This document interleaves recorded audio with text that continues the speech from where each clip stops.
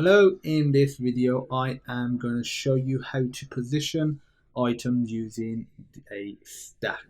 So a stack, unlike a column, which is like here, or a row, which will essentially be on the same line, is useful if you want to stack items on top of each other, essentially overlapping them.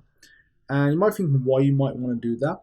It's really useful if you have an image, for example, and you might want to put some text over it. That text might provide some contextual information, almost like a caption. And to do a stack, just change column to stack. And as you can see, it's now overlapping. Obviously, I've got two text widgets. It doesn't matter what the widgets are, they will be now overlapping. And I recommend that you experiment with it. Try different ones in different orders. There are some different properties that you can do in terms of the type of fit, changing the overflow. I'll show you one of them, which is alignment. So you just put alignment dot or a colon, and you put alignment. We're going to change the direction. So alignment directional, and we just want to put dot. So if we put bottom end, I haven't saved it yet.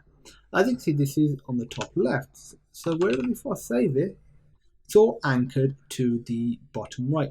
Again, it looks like the hello world hasn't moved. And that's because the stack itself, the width and the height is determined by the element that has the biggest width and the element that has the biggest height, which happens to be hello world. Hence why it looks like everything else is moving, or that one other element, except for the hello world text. But I assure you, all of it moves in relation to the size of the stack.